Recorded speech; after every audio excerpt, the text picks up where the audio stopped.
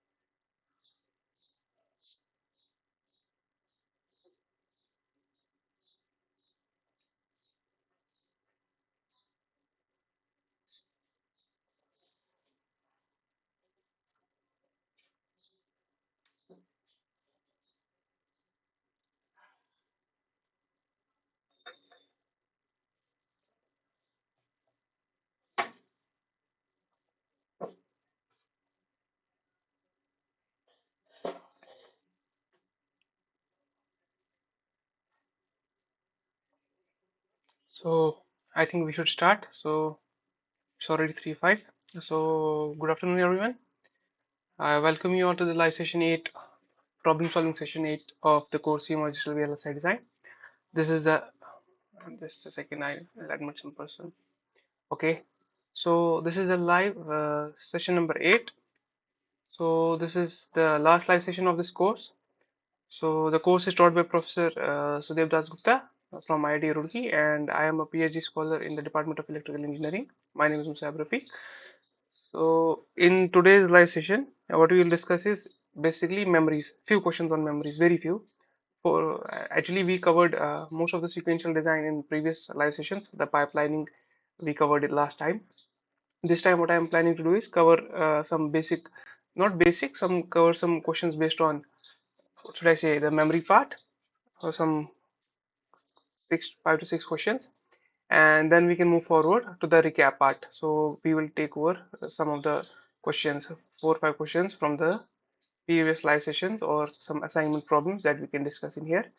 And I think that's all. So this is probably the last time I'm giving this guideline. So obviously this is the last time. So anyways, I have to give it. Use your authentic username. Keep your camera and microphone turned off. Since the roll is quite low, you can always unmute yourself and ask the doubts, but just wait for the time. I'll give you ample time to ask your doubts. And at any time, you can always use your chat box and ask your doubts. This session is being live recorded, and the link will be made available in the spreadsheet, Google spreadsheet that is already being shared to you. And in terms of break, I don't think we'll be needing any break today. And follow up, so if you have any follow up, I think you can always ask me via email. Probably you should ask within 1 or 2 weeks. After that, I may not be available.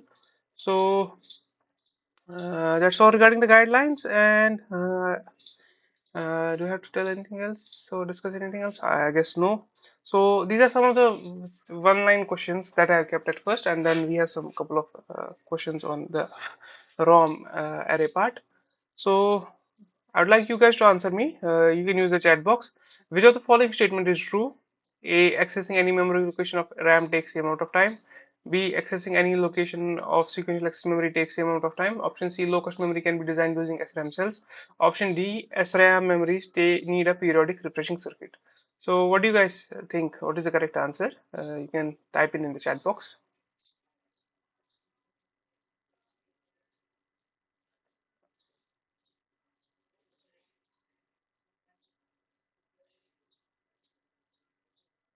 You have to tell which of the statement is true. Can you please read the question once again? Which of the following statement is true?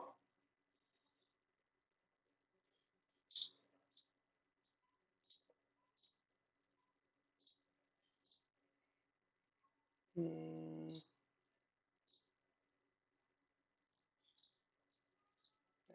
think again, think once again. I obviously have ruled out two options. No, no. So option A is the correct answer. Basically, random access memory itself means irrespective of where the data is stored, it will take the same amount of time. So regarding this point, low-cost memories are not made of SRAM cells. In fact, the just a second, I need to write the attendance first. Okay. So in fact, what I'm going to tell you is SRAM is obviously one of the costliest memories. If you talk about this memory hierarchy, towards here cost goes up and towards here speed goes down. And SRAM sits here, right here, before the register files, and below that is the DRAM, and then is your this off-chip storage, that is your non-volatile these magnetic disks and other stuff. What we have here is I forgot, but SRAM is not low cost. It is definitely high cost, and SRAM cell doesn't need a periodic refreshing, so it is in the RAM cell. Accessing any memory location takes the same amount of time.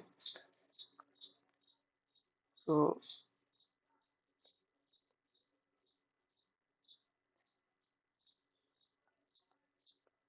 option A is the correct answer. So option B, sorry, question two. The number of transistors required to make a DRAM cell is, I'll read the question again. The minimum number of transistors required to make a dynamic RAM cell is, can you guys type in the correct answer in the chat box? I'll read question once again. The minimum number of transistors required to make a dynamic RAM cell is,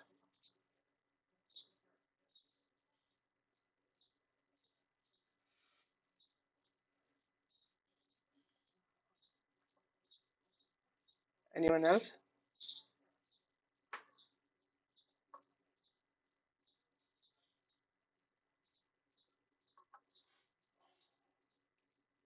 You can try. Okay.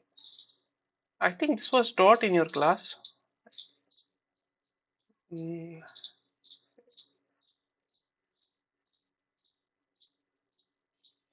have you guys looked at dynamic RAM cell in the class?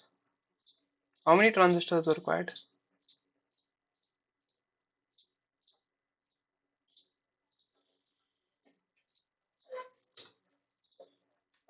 So the question here is minimum. So the minimum transistors required to make a dynamic RAM cell, that is a DRAM cell, basically, is one.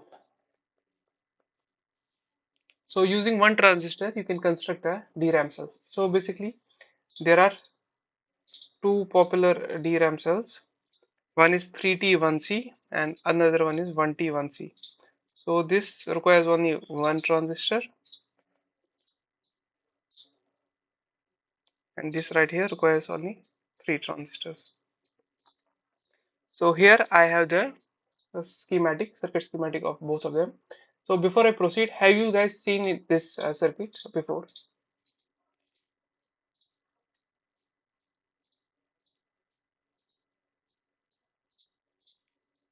If I'm not mistaken, 3T DRAM cell was discussed in class, right? 3T was discussed in your lectures, right? 3T.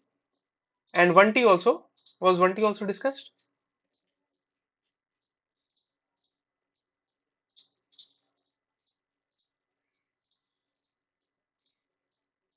Was this circuit also discussed? This one?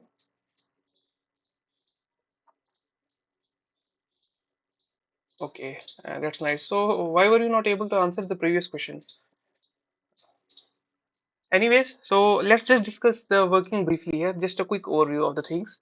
So here towards the left hand side of your screen, what you have here is,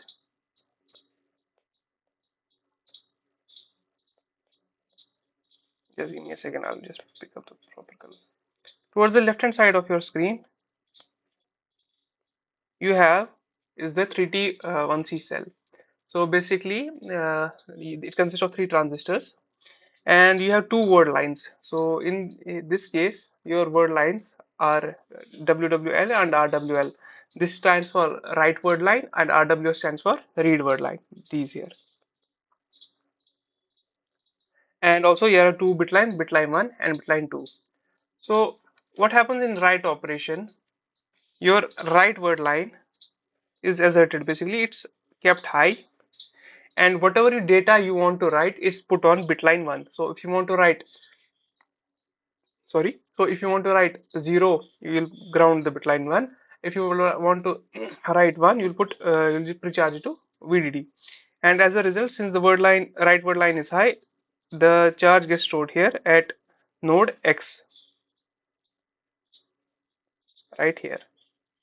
So this was your write cycle. So charge is stored at the capacitor CS, which is basically the parasitic capacitance, the gate capacitance basically. Now in the read operation, what we do here is we precharge bit line 2 to VDD. We call this step as precharge to VDD, and we assert a read word line, that is the read word line is turned high, and as a result M3 is turned on, right? M3 is turned on. Now based on the value of X, either M3 M2 sorry M2 will be on or M2 will be off, right? If X was 1 was stored, M2 will be on, right? If 1 was stored, M2 will be on, and as a result this will discharge. If 0 was stored, M2 will be off and there is no discharge. So if 0 was stored, BL2 no discharge. If 1 was stored, BL2 discharges. So in a way it's an inverting read operation. So if 0 was stored, my bit line 2 gets remains charged. If 1 was stored, my bit line 2 gets discharged. So there is a inverting kind of a readout. Now, sense amp is used here to accelerate the read operation only. Otherwise, without sense amplifiers, it will also work. Now we have another circuit here, which is the 1T 1C structure here. It consists of one transistor, one storage capacitor, and a bitline capacitance. So first, the write operation. What happens here is, whatever value you want to store, like if you want to store 0, CBL is grounded. If you want to store 1, VDD is put on CBL, and then bit line is asserted, sorry, word line is asserted, and as a result, because of this, as a result, if a 1 is stored, if VDD was stored, it will get CS will get charged to VDD. If 0 was stored, CS will get discharged to ground, and as a result we have this storage here. This is a storage gap, right? Now, during read operation, right? During read operation, what we have here is we put CBL will be charged CBL to VDD by 2, and word line is turned on. That is basically VDD is put there. What happens here is, if a 0 was stored at CS, this is my VDD by 2 at CBL. If a 0 was stored because of charge sharing, the voltage, if a 0 was stored, the voltage at CBL will start decreasing. If 1 was stored at CS, because of charge sharing, voltage at CBL increases. So this is delta V.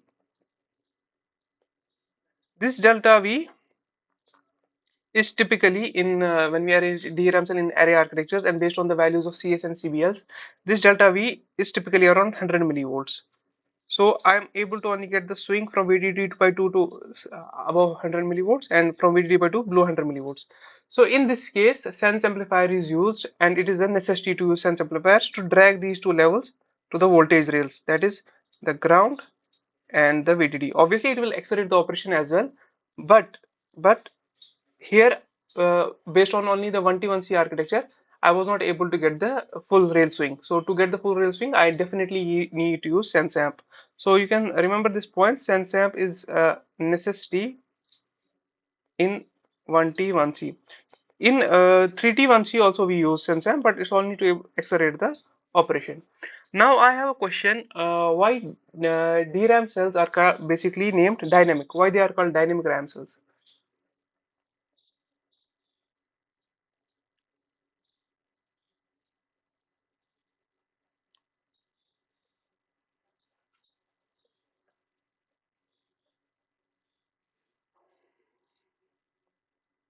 Anyone? Why DRAM cells are called?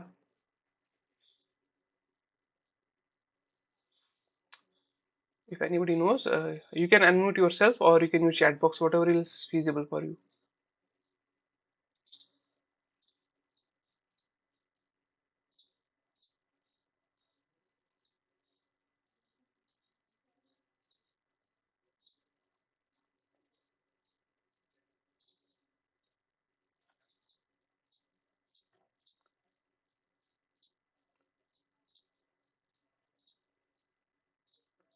Digit charge leakage need periodic refreshing. Correct, correct, correct.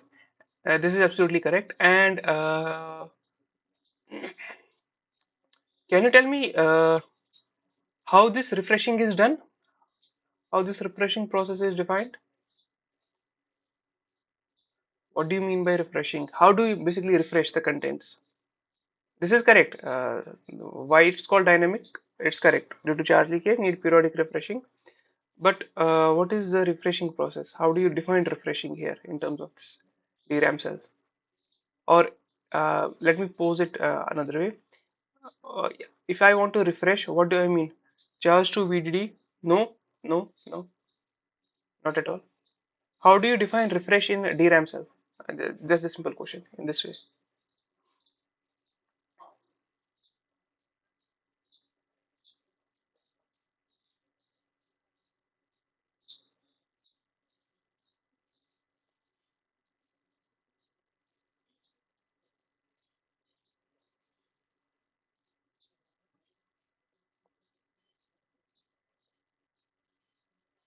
Anyone think about it? It's pretty easy. I think you might have discussed in your lectures. This might have definitely been discussed in your lectures.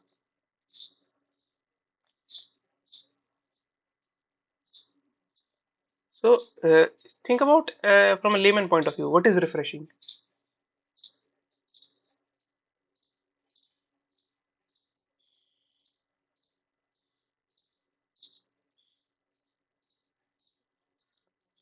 So anyone?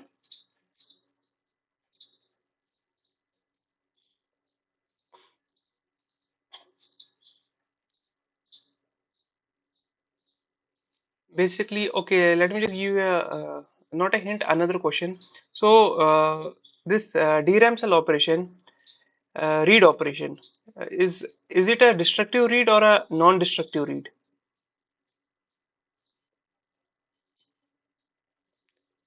Is a you understood my question? This is another question. Is the read operation destructive or non-destructive?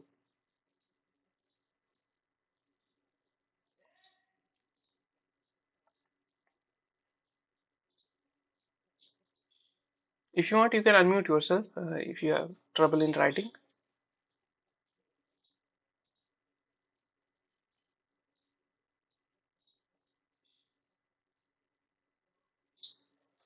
So two questions I am asking. One is what is refresh and what is the read destructive or non-destructive. So you saw the. Let me just tell you this answer. First of all, the question was what is refresh? Refresh is basically reading the state and writing the same state. So you read a state, you see whether a 0 or 1 was stored, and you just write the same state back into the DRAM cell. That is refresh. That's all. And the destructive part, whether the read is destructive or not, yes, the read is destructive. You saw the value of capacitances, they are going down. So basically, once you do the read operation, it becomes the value stored is not there now. So you need again, you now need to again write the state. Basically, so the refresh involves read and then write. Read the state, write the state. Read the state, write the state. That is your refresh. Now, this was question number two. Now, question number three asks us, which of the following is not a non-volatile memory? I think everybody knows the answer to this. Which one?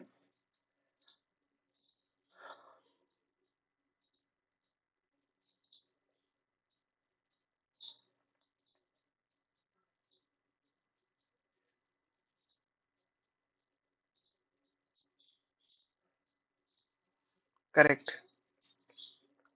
So, by the way, what is a non-volatile memory or a volatile memory? I think everybody knows this answer.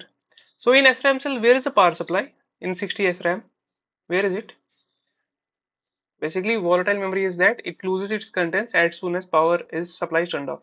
So, where is the supply in 60 SRAM cell?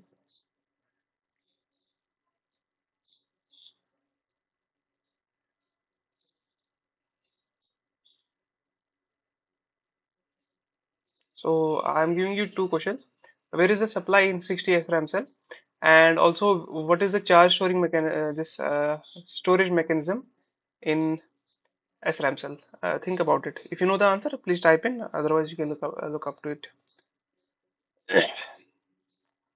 Now, this question four, I would like you guys to solve first, and then I'll show the solution. It's a pretty simple question. The question states that a memory unit has 1024 cross 64 is specified by the number of words times the number of bits per word, right? How many address lines are needed for the given memory unit? So basically, a memory unit is given by 1024 cross 64, where 1024 is the number of words and 64 is the number of bits per word. So you need to tell how many address lines are needed for the given memory unit. So you can do it. I'll just wait for a couple of minutes and then I'll show the solution.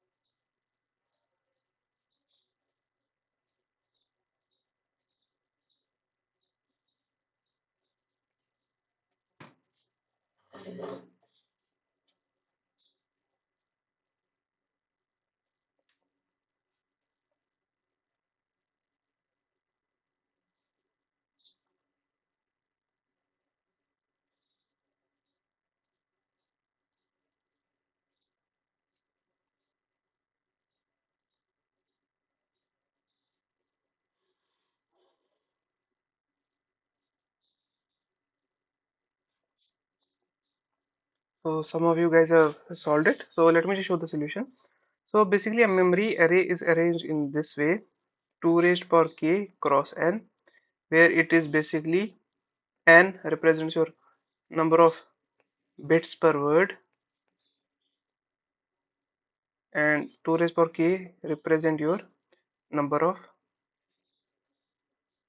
words. So that implies 2 raised power k is equal to 1024. That implies k is equal to 2 raised power k is equal to 2 raised power 10. That implies k is equal to 10. So you need 10 address lines. And k is your basically address lines here. I forgot to mention k is your address lines. Right, as some of you solved it correctly. Option C is the correct answer, which is 10. Now I have question number 5. It says that design a 4 cross 4 ROM array. Design a 4 cross 4 ROM array that stores the following data: 0101, 000, 1001, 0110, and we need to show word lines, bit lines clearly. So mind it, here it is OR array. So we have to construct a OR type array. So how we'll do it? Basically, in OR type array, there is basically presence of 1 pulls up the bit line, and the bit line is clamped to ground via resistor. Here it's basically a NMOS device. And in OR type ROM array, we use mirroring to save the area part as well, where the two source can share the same line. So how we have here is how we first construct the bit lines. Let's first draw the word line. So here is word line 0, and it goes like this. Here is word line 1, here is word line 2, and here is word line 3. And this ROM stands for read only memory. So you can only read the context, you can't modify them, right?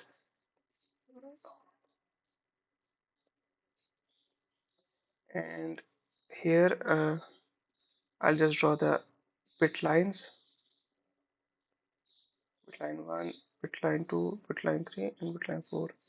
Let's just name them. This is bit line 0, bit line 1, bit line 2, and bit line 3. And let's just draw one more line here.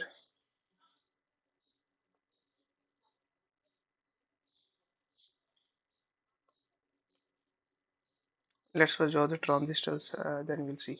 So first is word line 0. It has content 0, 1, 0, 1. So wherever is 1, we'll make a transistor there like this. So here it is a connection,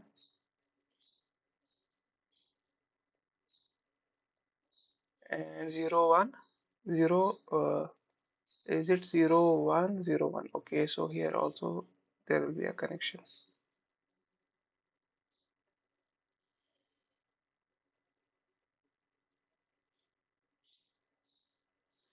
and there will be one more line going like this. This will be VDD, right?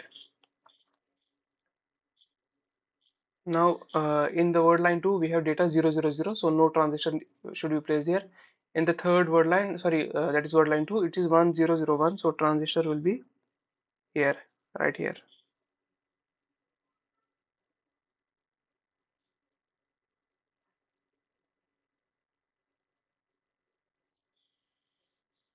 That is 1001.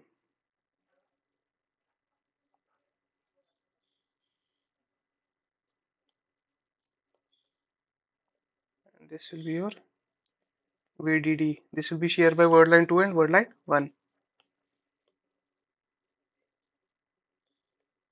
And in the last row, it's 0110, so transistor will come here.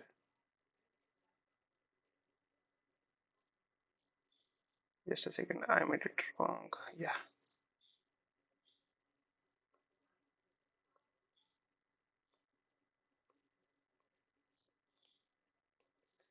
let me just correct it. Yeah, it's like this: 0110, and another one is here. And at the end, you have the pull down device like this.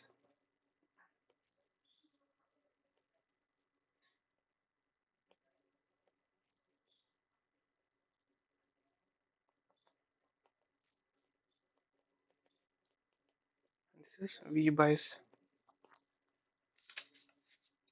So what happens here is when a 1 is stored, it pulls the bit line to VDD, and when 0 is stored, it will remain at ground. So you can see, in absence of a transistor, my bit line is clamped to, yeah, you can say that. I think you can say that. Just cross check it. I'm not sure. Just cross check it. I'm not sure. I think and we have NOR, your NAND, and OR, and basically what is basic in AND array. In AND array architecture, what you have here is you have source line and bit lines. Here also you have source lines and bit lines, but bit lines run common to. I think you can say it. Just cross check it. I'm not sure right now. Just cross check it. So in AND array architecture, you have source line common and bit line and source line. Hmm. Here your bit line and source line are orthogonal, right? In AND they are not orthogonal, right? Bit line goes like this, word line goes like this, and word line. Yeah, in AND array, if I'm not mistaken, your bit lines and source lines are parallel. Here they are orthogonal. Just check this point. I'm not sure. So there is one more architecture, that is NOR array architecture, and there the absence of transistor signifies a 1 and the presence of transistor signifies a 0. Basically there the bit line is clamped to VDD via pull-up device, and whenever there a transistor is connected it signifies a 0. Basically it pulls down it down the this VDD, and if there is no transistor it signifies a 1. That is a different array architecture, right?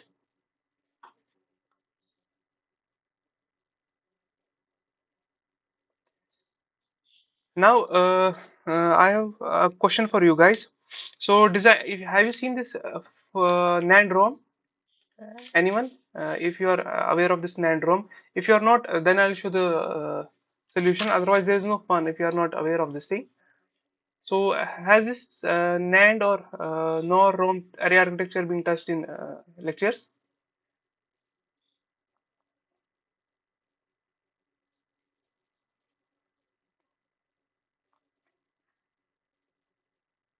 And yeah, I forgot about the operation. So what we do here is, whenever we want to read a particular word line, we'll raise that word line, we'll give to VDD, and we'll just check the bit lines. Wherever there is a discharge, we'll say, what should I say? Where there is a discharge, we'll say a 0 was stored, and where there is basically, if it's at ground, if it's maintained at ground, we'll say it's 0 stored. If it's clamped, if it's charged to VDD, we'll say a 1 was stored. Now, I'll just show you this 4 cross 4 NAND ROM. Just confirm with me whether this was discussed or not in the class.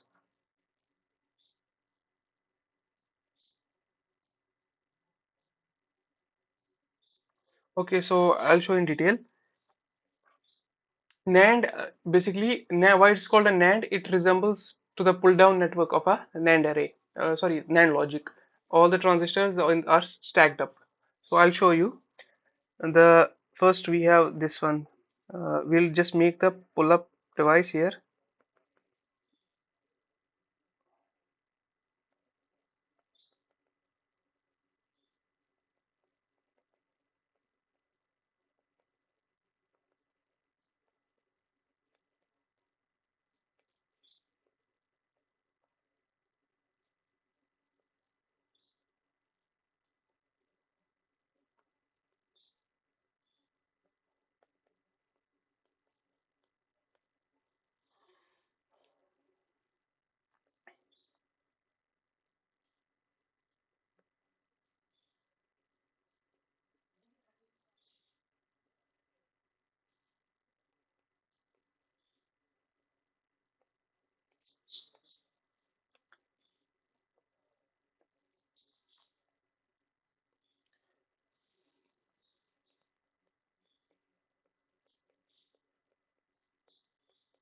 So in first row,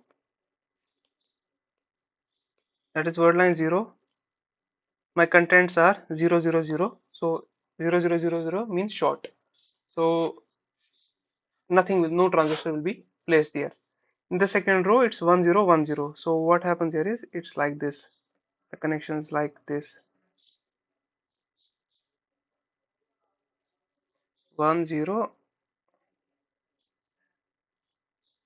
1, 0. In the third line, it's 0, 1, 1, 0. 0, 1, 1, 0.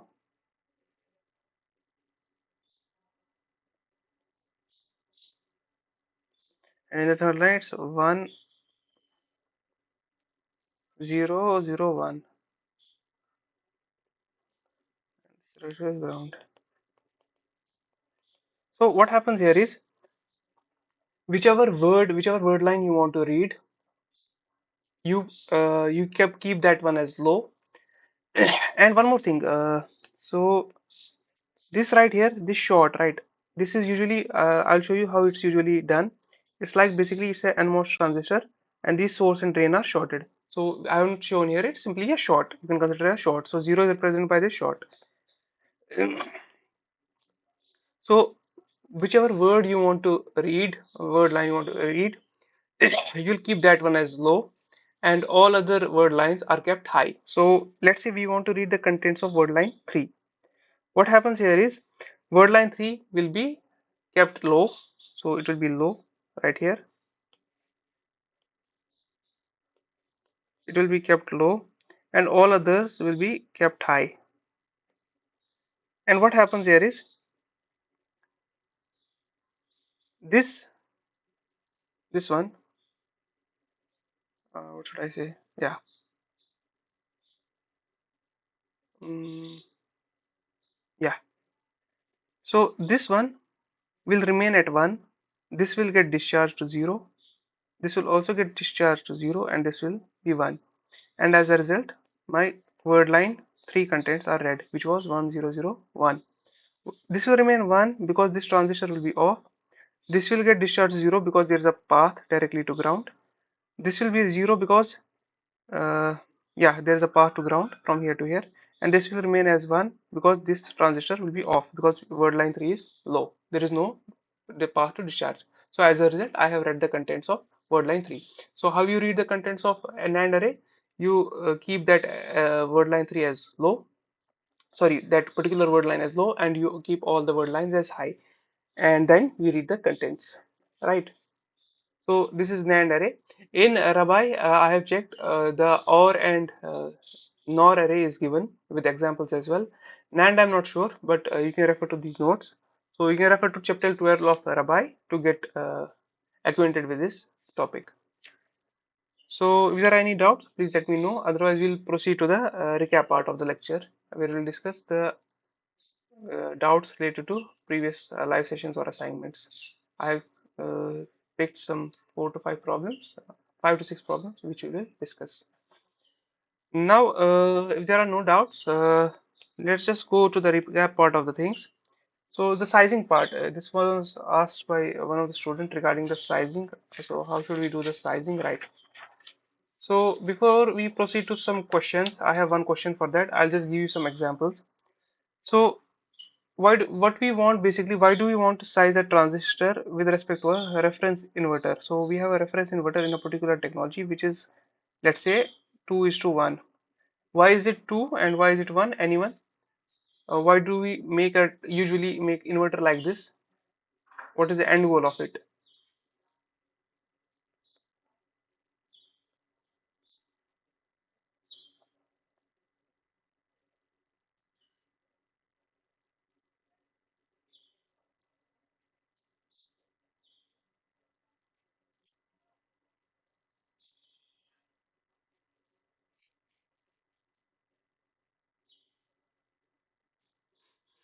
So basically we do it because we want to have our yes, exactly. We want, yeah, 2 is basically that is the, you can say, the effect of it. Why do we want here is because we want our rise and fall times to be equal. And since the mobility of holes is less, so we make it wider to drive the same current, and as a result, we want our rise and fall time to be high. Now we have a AND logic which has a pull-up network like this and a N type network like this, pull down network like this. And here you take the output.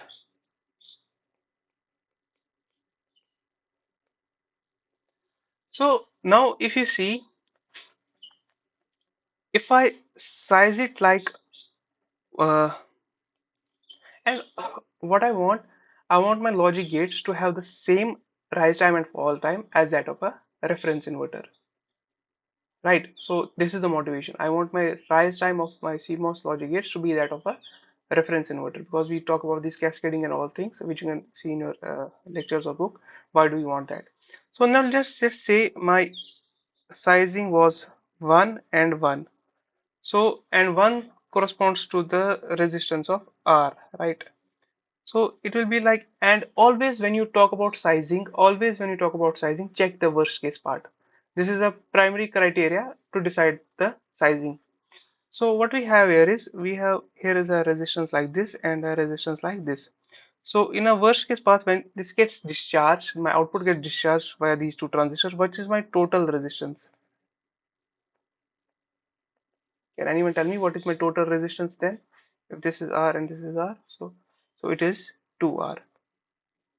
But how much I want my resistance in pull down network to be? If I want it to be equal to that of a reference inverter, what should be my equivalent resistance in the worst case path?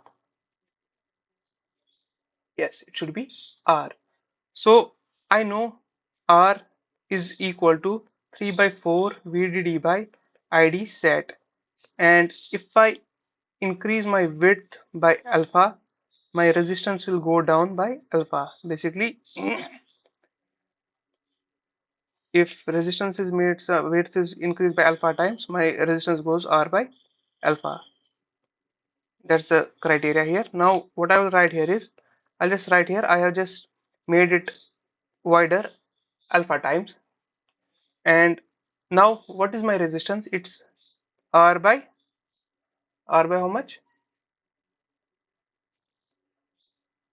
Just now I said it. R by alpha, correct. It's R by alpha and it's R by alpha. And equivalent resistance will be 2R by alpha. And how much is 2R by alpha I want to be? 2R by alpha should be equal to R. So 2R by alpha should be equal to R. That implies alpha should be equal to 2. So I make my NMOS twice wide. And what about PMOS? What is the worst case? There's only one PMOS. So what is the size of PMOS?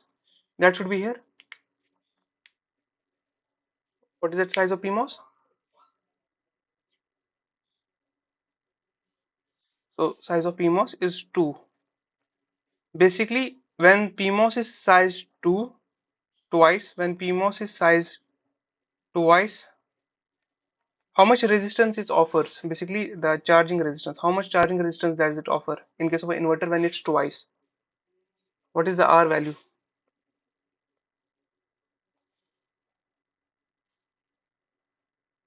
Basically, when PMOS is made wide twice as wide, it offers the same resistance as pull down network. That is R. That's the main goal because we want our R to be same in pull down and pull up network. So here, my worst case path was like like this. So it is what should I say? 2 and 2. Now let's try to see it using an example. So I have an example. I have written an example. Just a second. I had an example with me. Oh yeah. So I wanted to implement the circuit. Basically, PMOS part, I forgot to tell you, it's like this. When it's 2 R by alpha, yeah. So it's basically the PMOS offers a resistance of 2R. So 2R by alpha should be equal to R. That implies, this is a way of solving it. That implies 2R by alpha is equal to R. That implies alpha is equal to 2. So whenever there is a single PMOS, you have to size it twice as that of a NMOS. So now let's discuss the sizing part with a simple example. I have a function f which is equal to a plus bc dot d whole complement, and I want to implement using a CMOS logic. So the pull down network of it will look like this.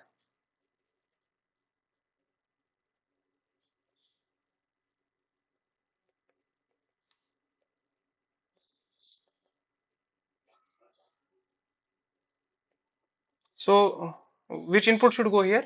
Anyone?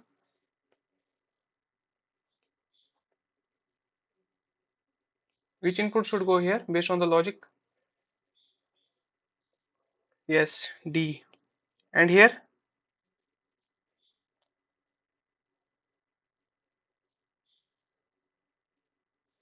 Correct. A, B, and C. Now I have a question. What is the worst case pull down path here? Through which transistors? Let me label it as M1, M2, M3, and M4. What is the worst case pull down path? BCD, correct. So it is like this. So these are three transistors connected in series. So it is R by alpha plus R by alpha plus R by alpha. And how much I want this R by alpha equal to R. So that implies my alpha is equal to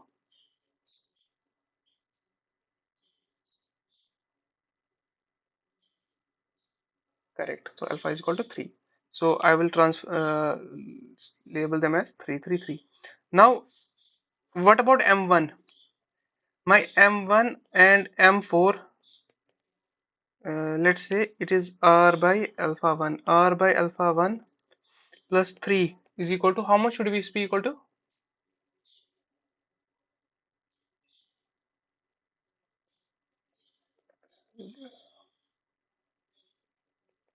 R by alpha 1 plus R by 3 should be equal to how much?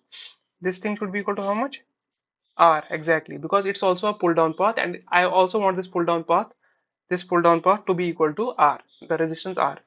So that implies when you solve this, alpha 1 is equal to 3 by 2. So this will you will size 3 by 2. There's other way of sizing it as well, where you will size BC as 4 4, and then D will be 2 and A will be 2. But that leads to an effective width of 12 units, and the previous case that we have here is it leads to an effective width of 10.5. But that part is related to some skewing part. We won't go here. So for you guys, it's only this much. So this is how you size your pull down network. Now you have a pull-up network. I need to construct a pull-up network. So let me just construct a pull-up network for it as well.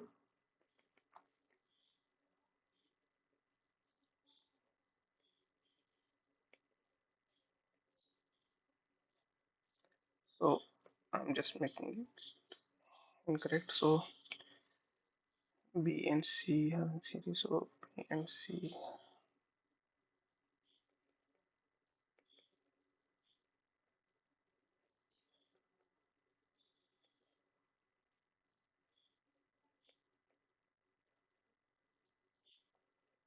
So what is this input? This one.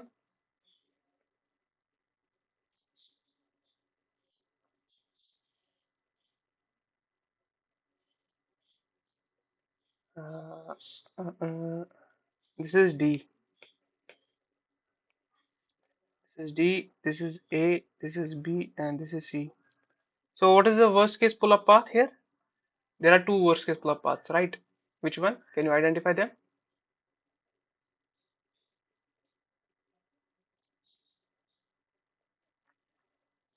No, AD it's not. It's parallel. It's basically AB and AC.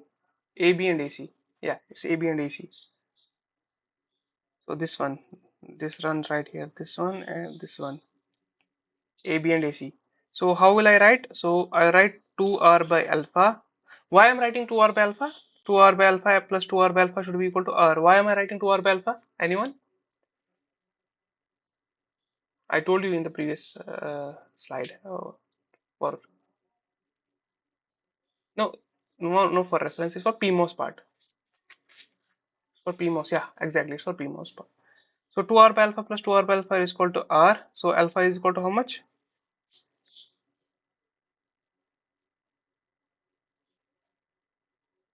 Correct, 4. So you'll have this 4, and this 4. What about this one? This is only one PMOS connected to the output node. What should be the size of it? 2, right? So if you want to go by formula, it's 2R by alpha equal to R. That implies alpha is equal to 2. So in this way, you are able to size the transistors accordingly, right? Now, I have a question which I want you guys to solve first, and then show me then I'll show the solution. So first of all, just a quick question. What is the logic? Let me just make it slightly bigger. I have already showed it in the week 4, I guess, or week 5. So what is the function implemented by the following block? Anyone? What is the function?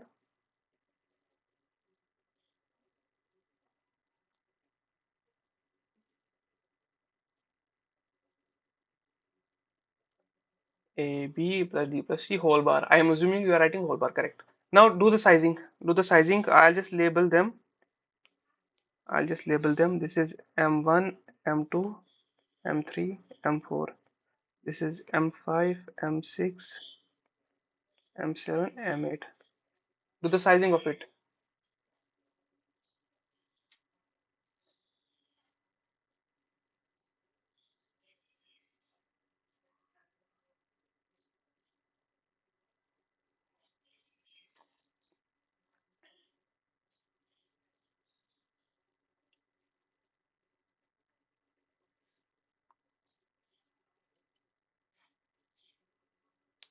You can write your answers like this. Let's say M1 is size 1. You write M1 equal to 1, M2 equal to 1.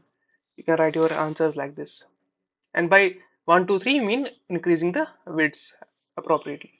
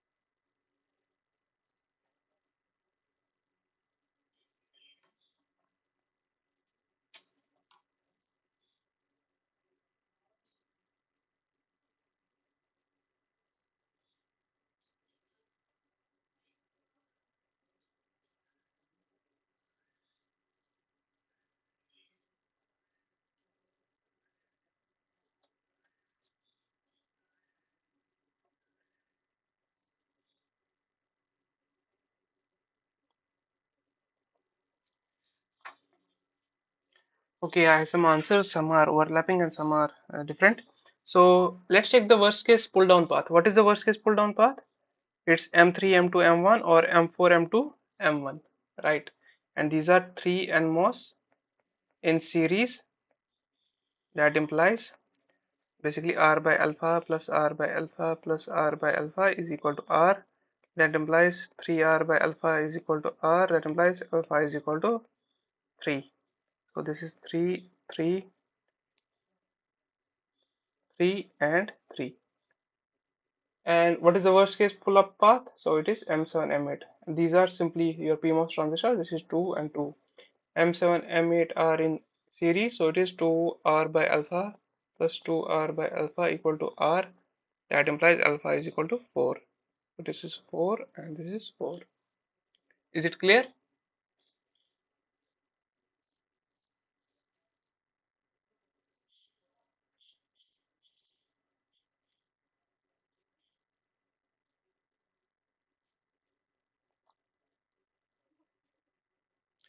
Now, I have a question on this NP logic, or should I call this a NORA logic? So you need to implement this function using a NP logic, and what you have here is you have a high impedance node at the output. Basically, up to this point, you want to implement F bar, and this will be your F, and F is given by this. So in NP logic or NORA logic, you have the first tree, that is the entry, followed by the P tree, and the entry's output will be complemented and it will go to the other entries. But this output will go directly to the P tree, which is the pull-up network, which is governed by this clock bar, and entry is governed by this clock and clock. So how will we make it? We'll make it like this. We'll have first the pre-charge clock, which is governed by like this, and here I have the entry. So I'll decouple this logic into P block and N block. So I will implement first block as GHK. So I'll implement like this. It will be like G, it will be like H, and it will be like K. So G, H, and K, and then I have the clock going here. So in the entry, what happens here is when clock is 0, my this node will be charged to 1, right? And this will go irrespective of the logic in the pre-charge phase it is charged to 1, and this will go to the pull-up network of a pre-tree. That means that will always be disconnected to the supplies, and so the supply and the rail, so the supplies basically that will always be disconnected to the supply, and as a result what happens here is that is always maintained at the ground. So here the transition will be going from 1 to either it will go from 1 to 0, and in the P block that will go from 0 to 1. So the P block is like this. It will go to a PMOS. This is basically GHK bar, and here I have to implement LM plus N. So it will be like, it will be L bar, this will be M bar, and this will be N bar.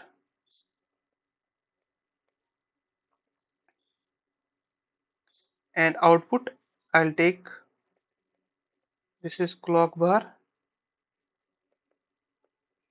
this is clock bar.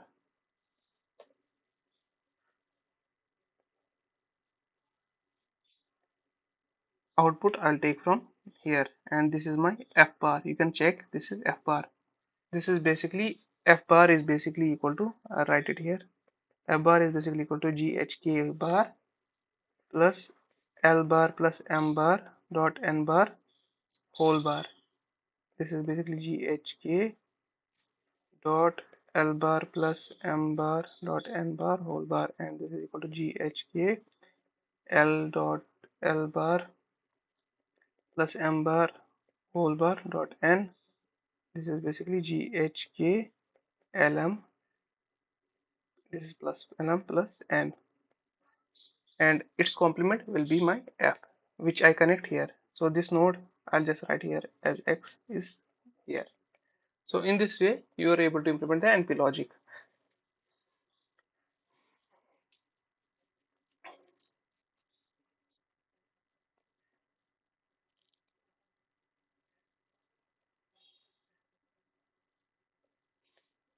Now I have picked this question from your assignments. So this was in your week 4 assignment, if I'm not mistaken. So this is basically DCSVL, a differential cascode, DC VSL, differential cascode voltage switch logic. And you have to figure out what is the output logic implemented. So how many of you were able to do it in that time? You can raise your hands or you can write it chat box.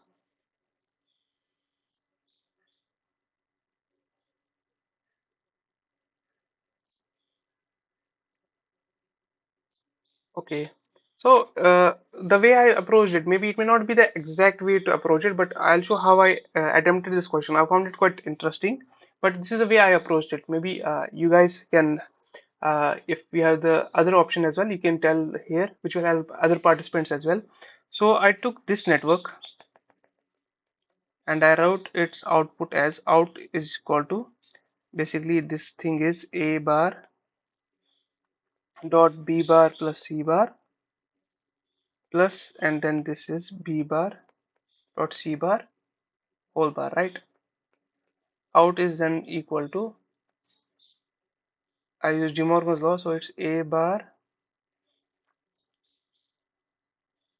dot B bar or A bar dot C bar plus B bar C bar whole bar.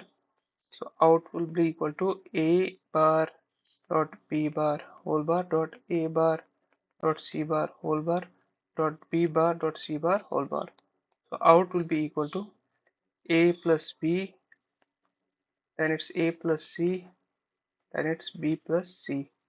So out will be equal to A plus AC plus AB plus BC, and then it's B plus C.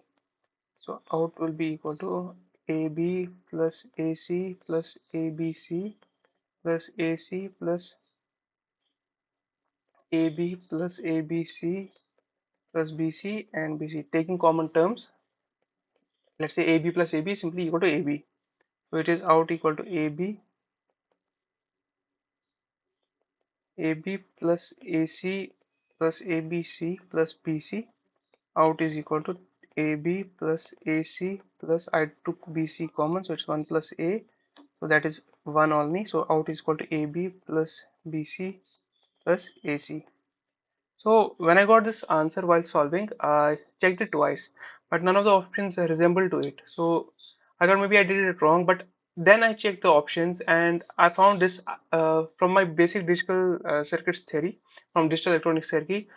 This is a output of a famous block. Can you tell me which block is this? What is the functionality? Carry out, exactly. Carry out is simply a majority logic. And which among the following options is a carry logic? Option A is sum block. Option A is not carry.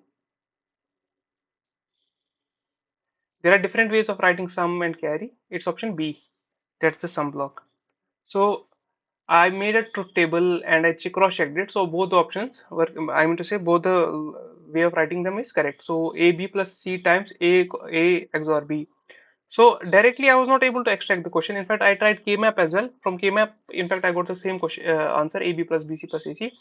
But I know from my digital electronics theory, my carry block AB plus BC plus AC is, I can also write it like this: AB plus C times A XOR B. So in that way, I was able to deduce the answer, and I also checked other cases were not resembling to my answer. So I can rule out option. I can use cross-checking. I can use options rule out as well. One more thing, why do we write it like this? What is the advantage of writing like this? Carry out block.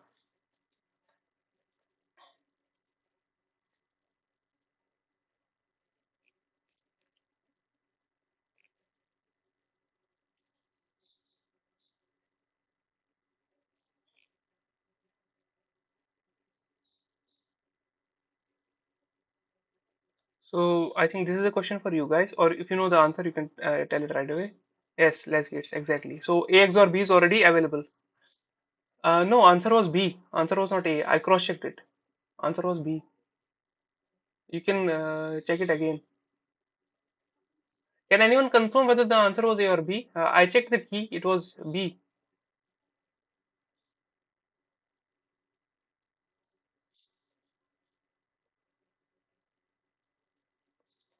So if it was, I'll tell you how to check it. If it was A, what should be the output for 001?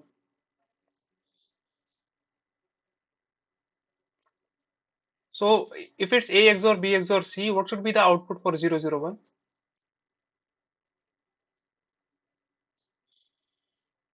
Answer is B. You can check the key.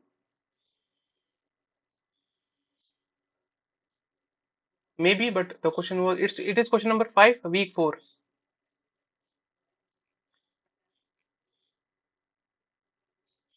Yeah, so you can cross check it. By the way, how did you guys solve it? Were you able to extract like this or use something else? Anyone? I wanted to know. Maybe that will help other participants as well.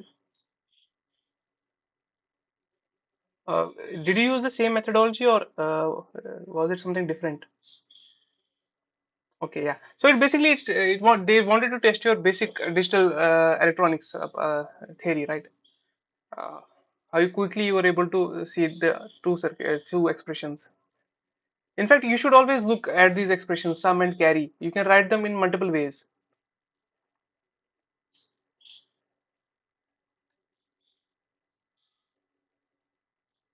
Yeah. So now the last question of today's live session is based on the transmission gate.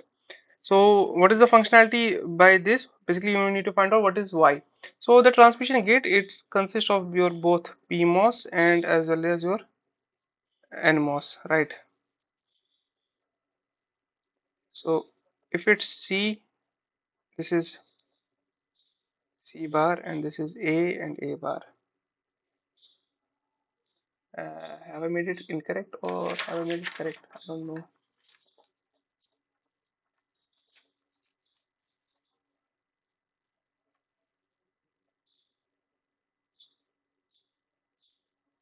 Yeah, I think I made it correct. Yeah.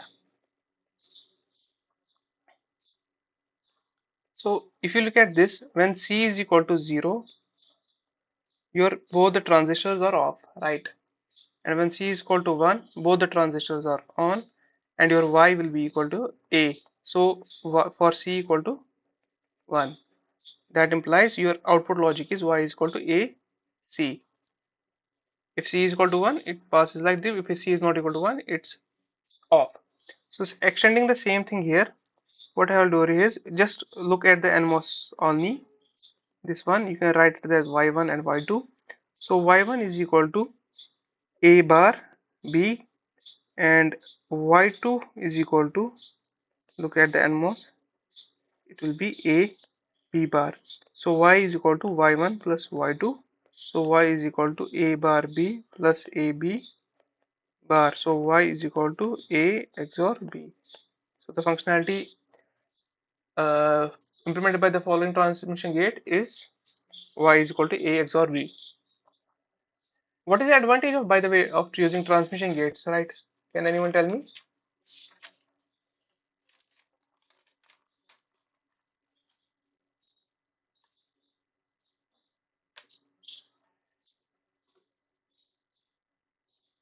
First of all, did you get the solution?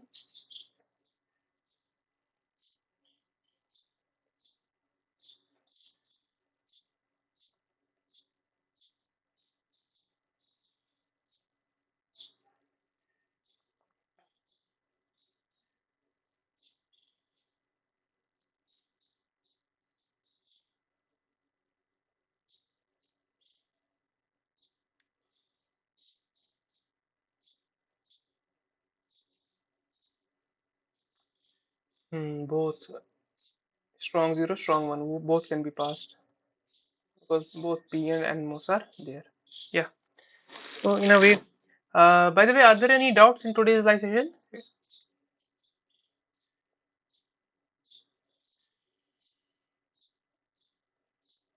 If there are any doubts, please let me know.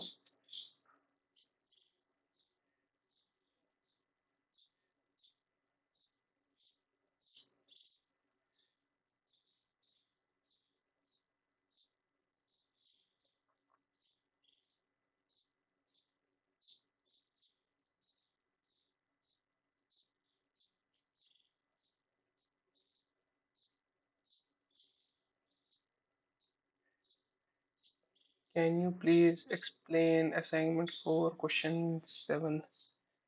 Let me just check. Assignment 4, question 7.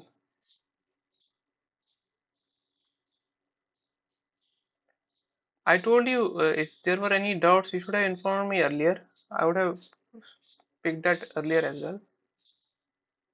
Assignment 4, question 7.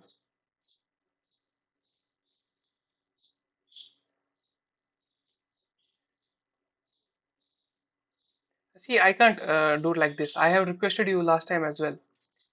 Please inform me earlier. In fact, I at least made announcement twice or thrice. Some of the participants can confirm that if there were any questions, any problems you want me to look at. So, and obviously assignment 8 I can't show. So due date is not passed. So I can't show anyways assignment 8. Assignment 8, I can't discuss assignment 8 because due date has not passed. So assignment 4, question 7. Let me just check assignment 4, question 7. This is similar to like this only. Just evaluate it. Look at the connections and make a pull down network. So see, what you can do here is answer is option A, that is XOR gate. So it will be like A B C plus A B bar C plus A B C bar plus A bar B C. So this is one way of writing it. You see whether your output expression comes like that, and then you can map it accordingly.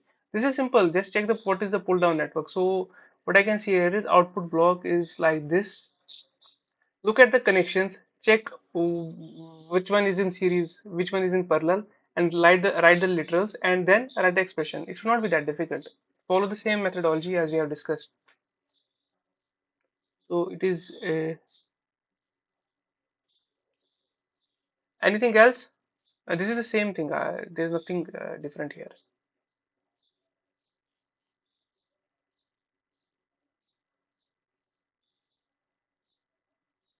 Yeah, good afternoon.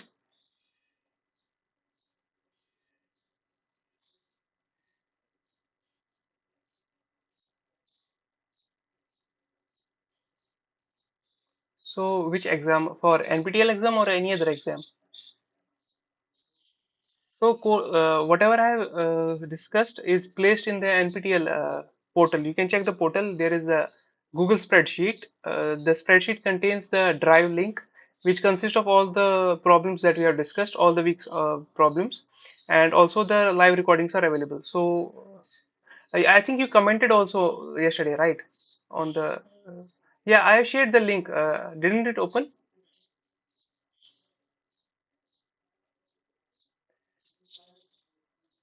Yeah, yeah. It will consist of all the pro this PDFs, PPTs that we have discussed.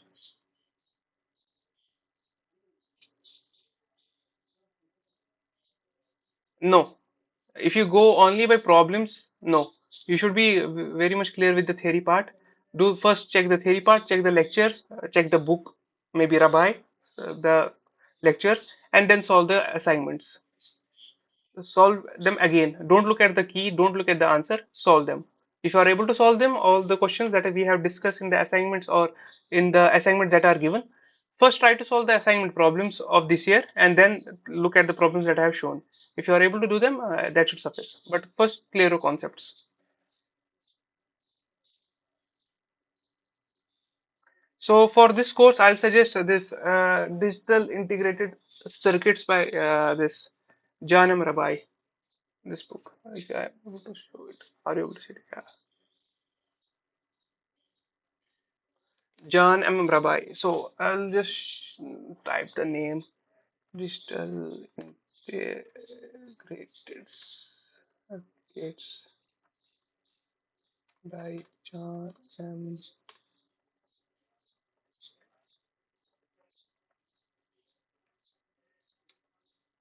This book.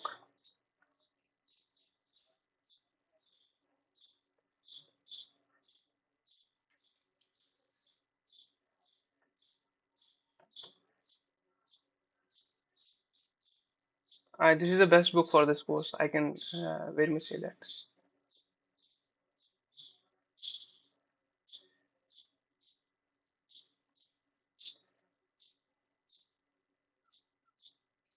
Okay.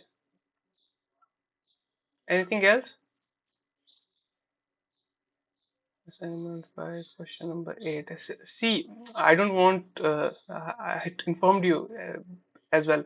So sometimes I may not be able to give the solution right away. Sometimes I may need to look at the things, right? So that's why I informed you. At least give me problems at least one day before. You can check the recordings as well.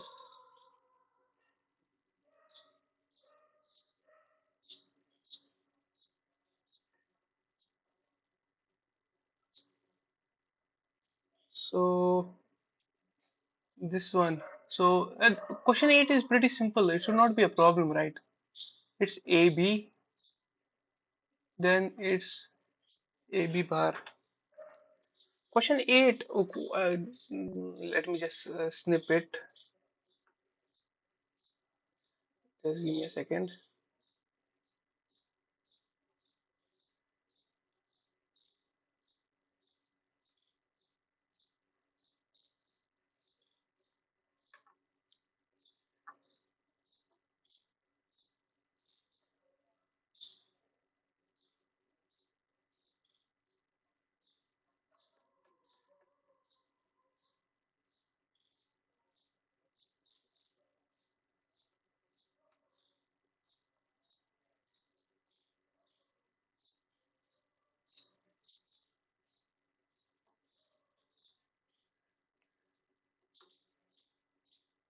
This one, right? There will be no next live session. This was the last session. So it's simple. So this is your pull down network, right? So this is AB bar and then this will be AB after the operation. This will be ABC bar. This will be ABC. This will be ABC D bar, right? And then this should be equal to ABCD. It should be AND, but the option is given NOR. I don't know how. Option is giving NOR, right? Mm, AB bar. This should be AB bar. This is AB. This is AB dot C. whole bar, and then it goes to this ABC. ABC dot D bar, and then ABC dot D bar bar ABC. Shouldn't it be AND gate? Can anyone cross check it?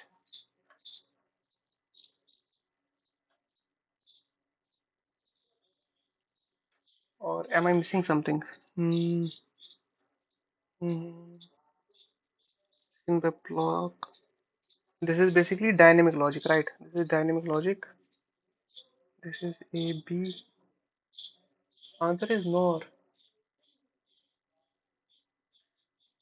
Should it be AND? Like, or am I missing something?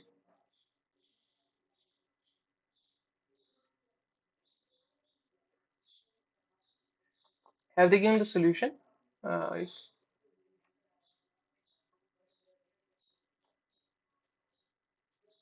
let me just check their solution. Wait. It's quite funny. They are just written. I don't know. I don't know about the centers. I think they'll be answer it is given as no. I think they will communicate with you that part. How many of you got the answer as and? Or let me put it like this. How many of you got the answer as nor? Nor, the way they have given it. How many of you got the answer as nor?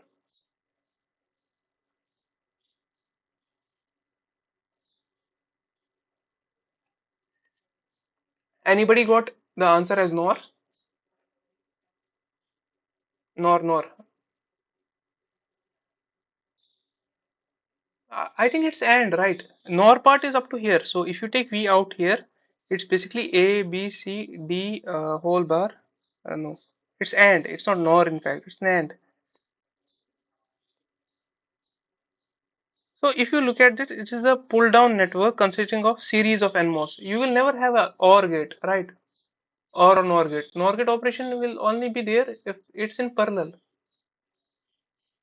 Yeah, I can understand you can get NAND if you take this part right here. But NOR, does anyone, have you informed them about this? Because their key is not also giving the solution. It's just written it's a NOR gate. They haven't given the complete solution.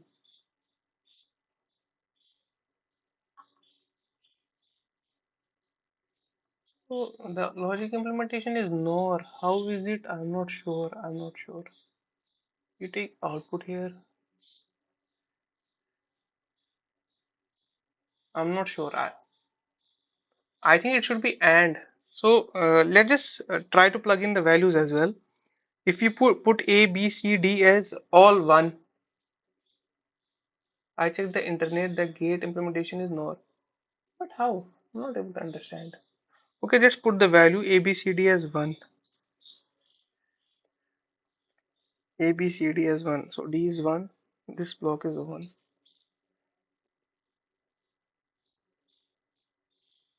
And there must be some this explanation to that. Maybe I'm missing something. Maybe let me just check. Is clock making any?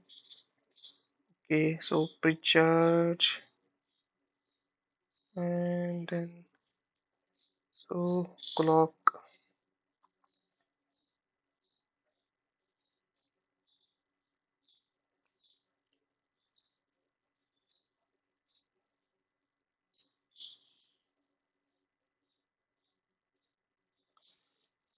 So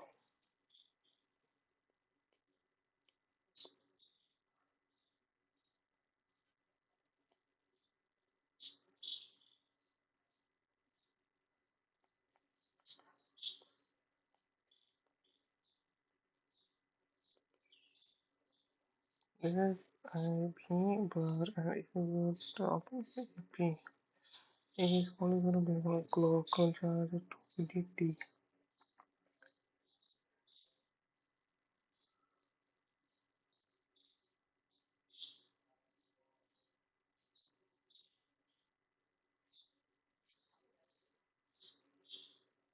Has clock got to do anything with this?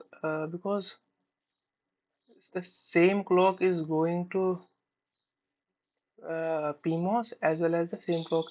In dynamic logic, the PMOS is connected to clock bar or clock. Okay, no, no, no. It's correct. It's correct. So when clock is zero, my PMOS is on, so it will be charged to one, and my NMOS is off.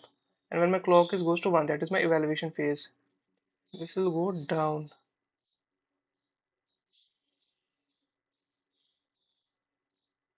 Just check in the dynamic implementation part. Has it got anything to do with the delays? Let me just check in the book.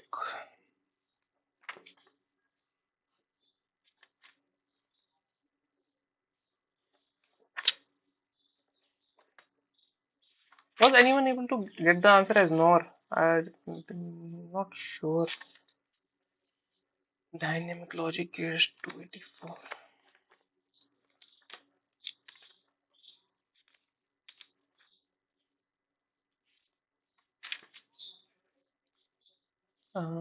This is domino logic. Okay, this is domino logic.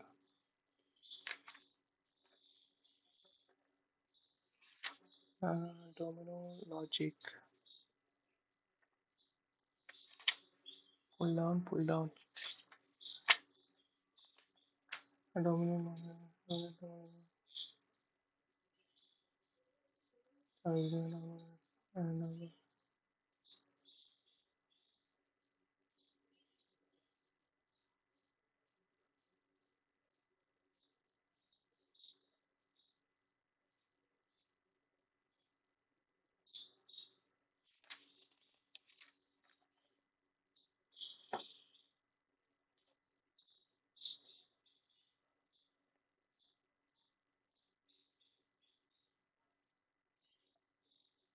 I'm not sure. I think I have to study about it. So, but if you want to look at it, maybe.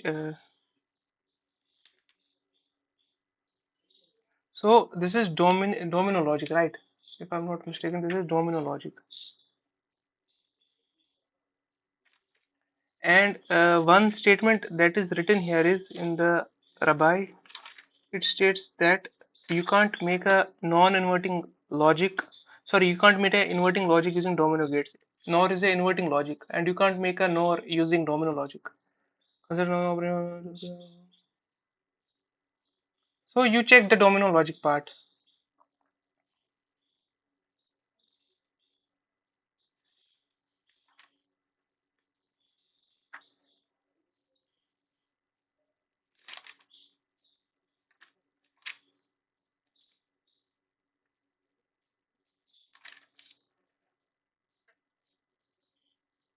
I'm not sure about this, but maybe there might be some uh, thing. Let me just check on internet once, and if not, I'll suggest you guys refer to the book of domino logic. I'm not able to look at this domino logic or gate.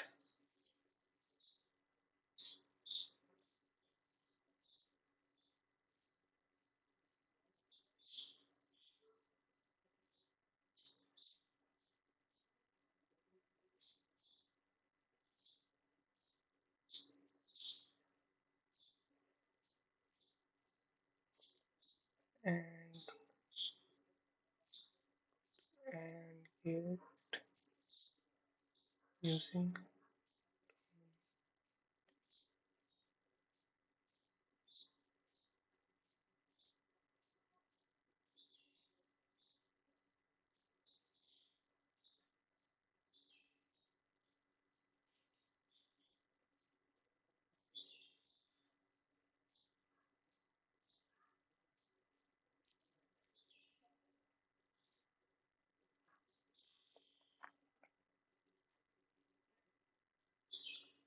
I am not able to find an explanation for the NOR part, but if there is, please check for it.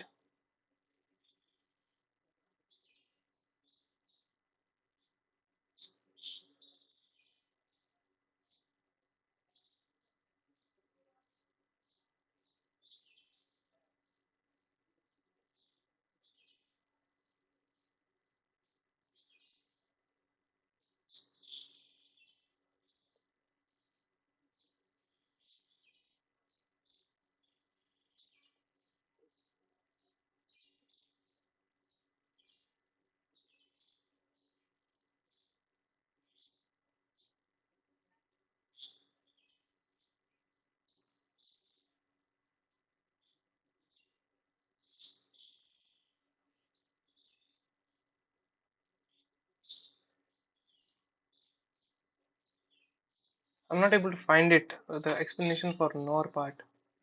Maybe.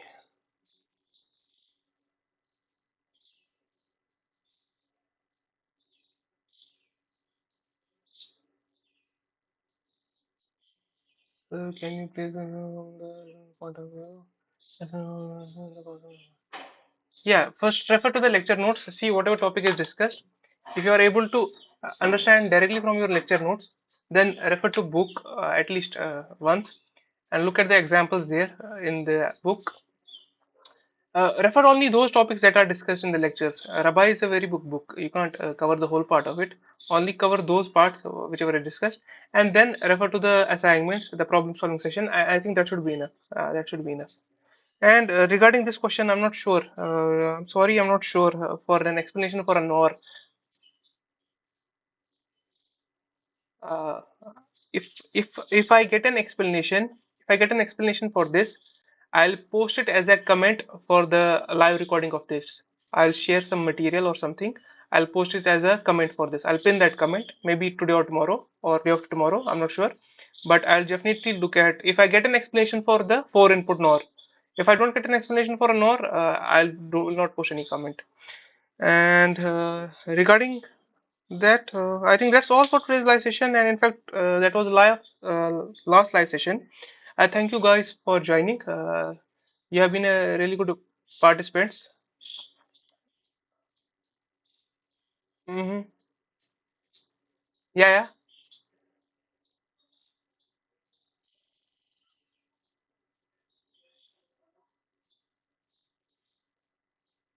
This lecture is being live recorded, so I can't say anything. So there are some ethics I have to follow. You can check. I can't say anything on live recording. You can find, but I can't say anything.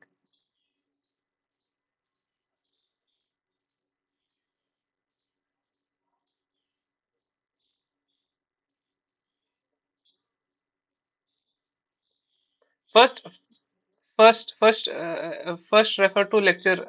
What should I say? First refer to lectures, whatever is being discussed. See whether you are able to grasp every point of it. Then, if you are not able to understand some part of it, refer to book. Then solve that week's assignment. If you are able to solve that week's assignment, the problem solving session, then it's good. So solve it without looking at the answer key first. But if after looking answer key you are able to grasp it, even that's fine. But if you're not able to understand even after looking the answer key, you need to look at the concepts once again, wherever you are missing the point.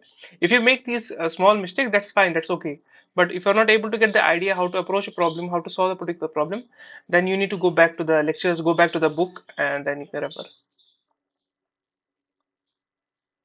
So, thank you guys for joining. I wish you all the best for your exams. That was, in fact, I really enjoyed this course. I have been an NPTEL TA before this as well, I guess for 4 times, and this was my fifth time. But this was first time I was taking a course that is slightly, you can say, more comprehensive than the previous ones. I really enjoyed it, and you guys were a very receptive audience as well. So, thank you guys for joining. And this is my last time as an NPTEL TA. I thank the NPTEL team for facilitating us with this opportunity to do the TA work. I also thank Professor Sudev Das Gupta for carrying out this course, which is quite beneficial for the students, and some of the teachers as well. And that's all. Thank you guys. Thank you guys for joining.